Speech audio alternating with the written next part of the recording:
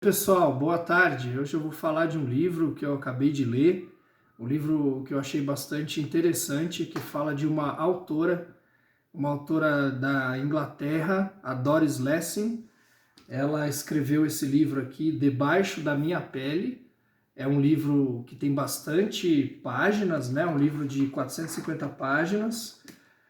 E no meio do livro, que saiu aqui pela Companhia das Letras, ele tem lá algumas fotos da história da Doris Lessing. Esse livro é interessante porque é uma autobiografia da autora, né? Ela nasceu em 1919 e ela viveu num país longe da origem dos pais dela. 1919 é um período que tinha acabado de terminar a Primeira Guerra Mundial. E os pais resolveram ir morar lá na antiga Pérsia, que hoje é o Irã. Foi onde ela nasceu. E com 5 anos de idade ela mudou para a África, porque os pais quiseram tentar a sorte fazendo a vida numa fazenda que no sul da África era um país que era uma colônia da Inglaterra, né, da Grã-Bretanha, que era a Rodésia do Sul, que depois ganhou a independência e se tornou o Zimbábue, né?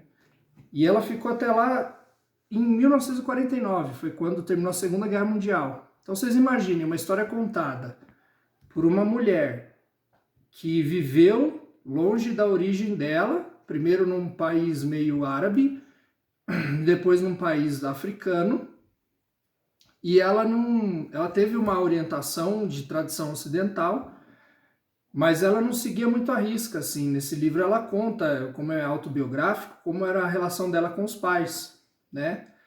E é curioso porque os pais eles se conheceram num cenário de guerra. O pai dela foi combatente da Primeira Guerra Mundial. Ele se feriu na guerra, ele perdeu uma perna e ele ficou 1 ano internado no hospital com depressão, mas na época não existia esse diagnóstico, né? E aí a mulher que cuidou dele, uma enfermeira, ela era jovem, apaixonada por um médico e ela também perdeu esse amor da vida dela num naufrágio de um navio. E essa mulher, essa enfermeira, acabou se casando e se tornando a mãe da Doris Lessing, né? Então ela não tinha uma relação assim tão, vamos dizer assim, amorosa com a mãe, como ela fala, não admirava tanto assim a mãe, achava que a mãe era um pouco frustrada por não ter conseguido o grande amor da vida dela. Eu acho que isso refletiu na vida dela, porque ela se casou primeiro com um homem, se casou jovem, um homem que era um servidor público lá dessa terra do Rodésia do Sul, teve 2 filhos com esse homem e logo separou dele. Né? Não teve uma continuidade e esse homem acabou ficando com as crianças. E depois ela acabou criando um trabalho para ela, que ela datilografava, tinha facilidade de escrever, escrevia muitos livros, ela tinha um pensamento bem independente, assim, já para o tempo dela, convívio com os pais ela ainda tinha, e aí ela se juntou com um homem que era um judeu, era de origem judia, alemão, tá, o Gottfried Lessing, e esse homem acabou sendo o pai do filho dela, do Peter Lessing, com quem ela ficou muitos anos. E esse homem, o Gottfried Lessing, acabou dando nome para ela, sendo até onde vai essa história principal, o amor da vida dela. E eles tinham em comum o amor pela ideologia política. Então tem muita de ideologia política. Os encontros que eles faziam, eles criaram e fundaram um grupo comunista na Rodésia do Sul em plena Segunda Guerra Mundial. Então ela fala muito de política nesse livro e o quanto o comunismo acabou sendo ilusório aos olhos dessa autora, que depois ela revela que ela não seguiu mais o comunismo, ao contrário desse marido dela, que acabou indo de volta com o fim da Segunda Guerra Mundial para a Alemanha Oriental e servir lá o Stalin, né? Ele diz aqui no livro que tem algumas suposições que ele se tornou até agente da KGB e ele acabou assassinado em 1960 alguma coisa. E ela segue a vida dela sem esse segundo marido. Então a Doris Lessing, ela tem uma visão de mundo assim um pouco diferente da tradicional. Ela teve uma educação até tradicional, ortodoxa, cristã. A mãe dela colocou ela numa escola de freiras quando ela tinha em torno de 6, 7 anos. Ela teve um irmão também. e era um internato. E no livro ela se queixa muito dessa escola, que as freiras tinham um pensamento muito conservador, que imprimia muita culpa nas pessoas. E ela fala algumas passagens aqui que até me chamou a atenção, disse que as irmãs elas tinham um mau cheiro porque elas não podiam tomar banho todos os dias para evitar ver o próprio corpo. E quando tomavam banho, elas tinham que entrar num lugar que tinha como se fosse um tablado de madeira, que elas se despiam, colocavam a cabeça para um lado do tablado para não ver o próprio corpo, para se higienizar, e logo vestiam, cobriam todo o corpo. E elas exigiam isso das alunas também, né, que não entendiam muito e tudo. Então era tudo muito proibido, culpa. Esse cenário ela de certa forma critica, né, aqui no livro.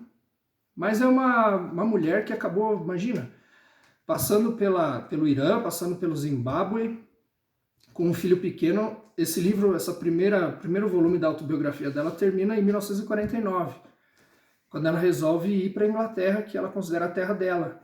Então ela chega com mais ou menos uns 30 anos, com o filho no colo, e aí vai dar origem à sequência desse livro, que chama Andando nas Sombras, que é onde ela vai ver a Inglaterra devastada pela Segunda Guerra Mundial, e onde ela vai construir a vida dela como escritora. Ela narra nesse livro as dificuldades de um escritor iniciante, principalmente no tempo dela, morando na África, de língua inglesa. Então ela tem algumas passagens que ela fala que é muito interessante, que ela escrevia um livro de contos e mandava isso por navio, que na época não tinha correio aéreo, tinha guerra. Esse material chegava para a editora lá na Inglaterra e até voltar para ela algum comentário, alguma aprovação, algum contrato, era mais de um ano, né? Então, nesse começo de carreira dela até os 30 anos, foi tudo muito devagar.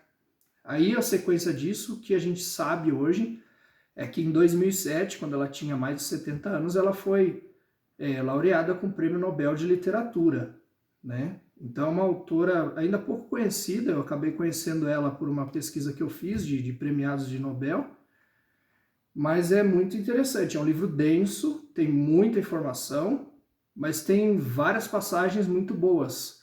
E para terminar, eu vou deixar uma passagem que ela diz nesse livro, que é mais ou menos assim: por melhor que seja o escritor, não existe livro que seja tão real quanto a própria vida. Nenhum escritor consegue imitar a própria vida, né? Que é a vida, ela tem cada episódio assim que é assustadoramente mais, né, o fato ali impressionante do que um romance, do que um livro. Tá bom, pessoal? Aproveitando aqui, vou deixar um link no vídeo para quem tiver interesse de conhecer meu trabalho. Eu publiquei meu primeiro livro, chama-se Garoa Atroz. Vai estar descrito lá um link para quem tiver vontade de conhecer. Tem na versão impressa, tem na versão digital, tá bom? Espero que vocês gostem. Deixa uma curtida para poder continuar com esse trabalho, experimentar, tá bom? Valeu, pessoal, até a próxima!